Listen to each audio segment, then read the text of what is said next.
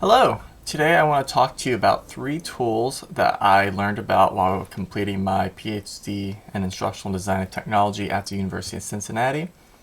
These tools were oftentimes brought to my attention through my advisor, Dr. Matthew Schmidt, and I continue to use these tools now that I finished the program and I'm working as a postdoc.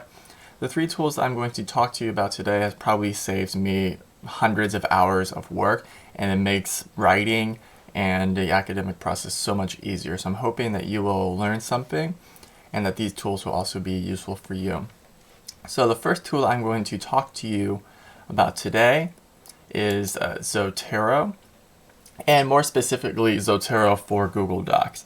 Now, I do all of my writing in Google Docs, and Zotero, if you're not familiar, is a reference manager. There's a ton of them out there. I personally prefer Zotero over other ones like Mendeley, but you're free to pick whichever one you want.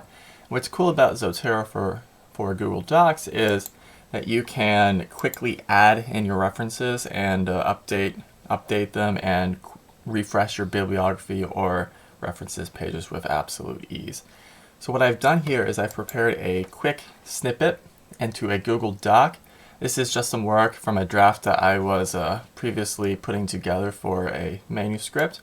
And I have a couple of citations in here. I have 3 total citations that need to be added. The first is a Newbutt 2016 and then a Schmidt 2019.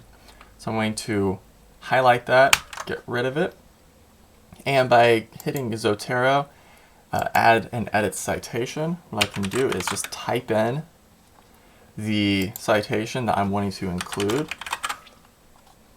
and then it brings up whatever folder you're in. It brings up those references that are in there. Now, do note that you have to have Zotero open for this tool to work, otherwise it'll throw an error and say that cannot see that Zotero is currently open. And if it is open, you might need to restart it to get it to work sometimes. So I'm going to go back here and just hit enter. So what that does is it just drops my citations in there. I don't have to worry about formatting it. It just puts it in. And there's these edit with Zotero buttons that now appear as links over where the citations are. So I'm going to again add in one more, go to Zotero, hit add/edit citation, and type in Bradley for Bradley and Newbutt 2018. Hit enter. So now what we have are 3 citations that I've added through this Zotero add-on.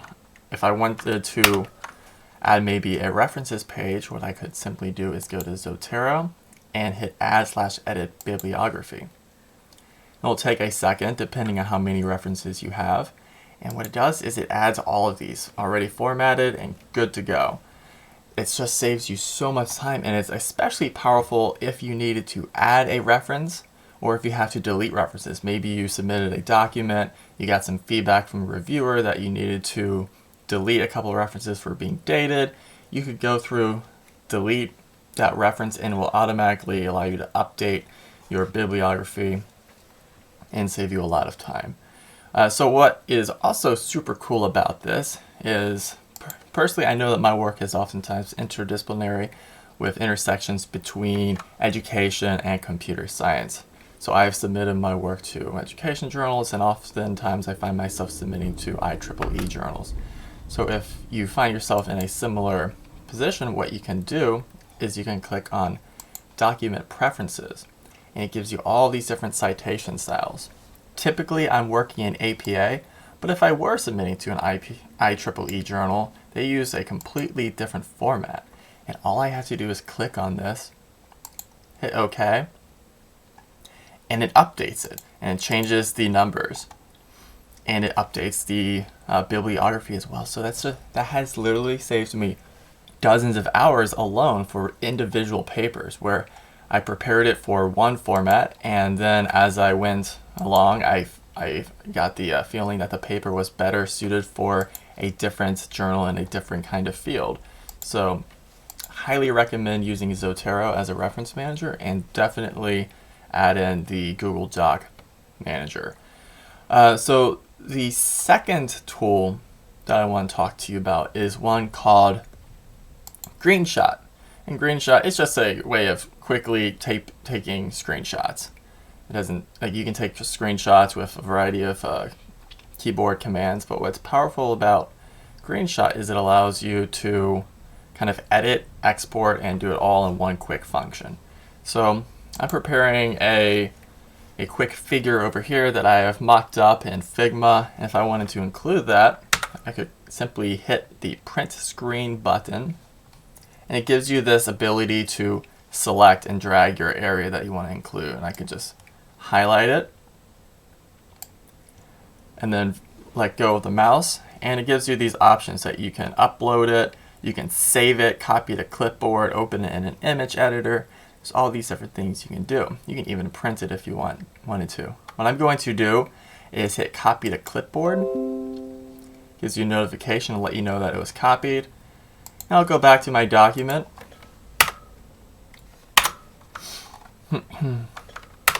And say I wanted to put it right here. I can just hit Control V or paste it, and I've got my figure right there. And I can easily resize it for my document, get it where I want, do some formatting, and it saves me a lot of time because a lot of the work that I do is in design development. So especially if I'm writing design case studies, it's been really useful to be able to go into Unity or Blender or whatever the software is that I've been designing in, take some screenshots so I can provide a narrative around what I've been doing and to help others in the field to address those research to practice gaps and fill it up with these powerful images. Now, the last tool that I want to talk to you about is one called Crossreference, which I am going to hit install. I'm going to go ahead and say yes, I want to allow it. So what Crossreference does, and like we've all been in a place where we're working on a document and say that we have 5 figures in this document, and then you get feedback that that figure needs to be added. So now not only do you have 6 figures, but that figure needs to be added right there in the middle. So every reference to that figure now has to be updated throughout your entire paper, and it's so easy to skip a changing of figure 3 to a figure 4. So this tool is really great because it allows you to kind of change that. So what you can do, I'm just going to insert a thing here that says cfig. And what you can do is you can highlight that. You can go into your add-ons, and now there's this cross-reference thing here.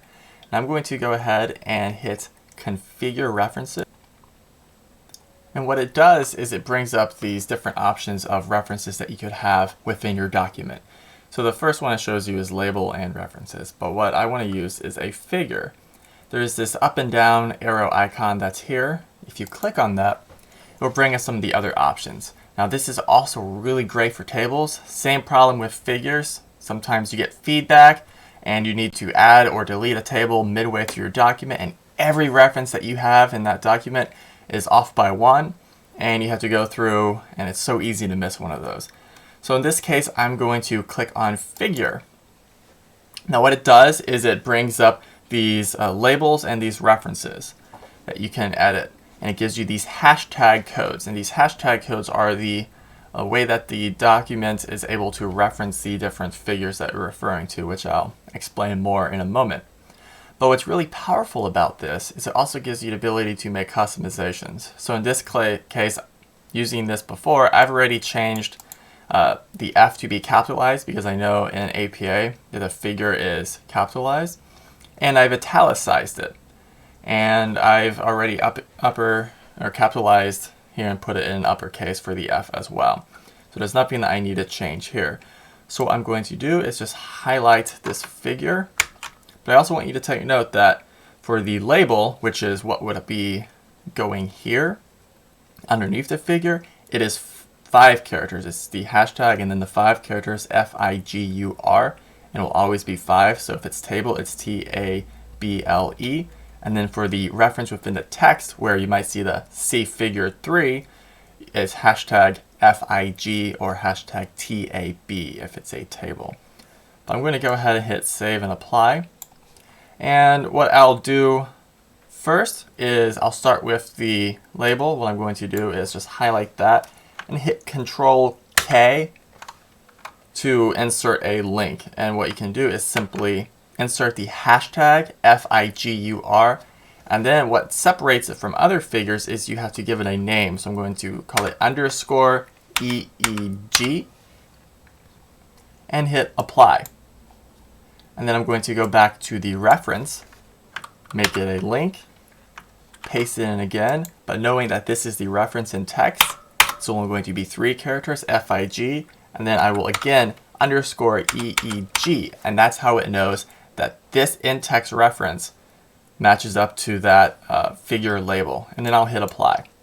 So now you have these links, and what you can do is you can go into your add-ons, go to Crossreference, and hit Update Document. It'll take a quick second. Telling me invalid link. Oh, I had a space there, so it didn't work.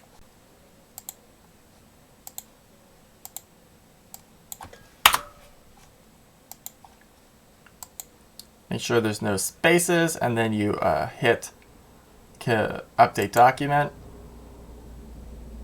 And there it goes. So it changed it from Fig to C Figure 1, and I'll just say this is an EEG mockup. And you can do this throughout your document and quickly update. And if there's a figure or a table or whatever the reference might be that is not linked to another one, then it will highlight it in red, and that way you know that you have maybe a remnant of a reference that no longer exists in your text. So these are the 3 tools that I wanted to share with you today. I hope you find them useful. To quickly summarize, the tools that I spoke about are the Google Docs Zotero add-on, which allows you to quickly manage your references, to insert full citations into your bibliography, and to also change the formatting from like maybe APA to IEEE with the click of a button, saving you the hours and hours of time of having to manually make those adjustments. The second tool I spoke about is Greenshot, which is a really powerful ability to take screenshots within anywhere on your computer and to drop them into your document. And for someone like me that does design research, this has saved me a lot of time.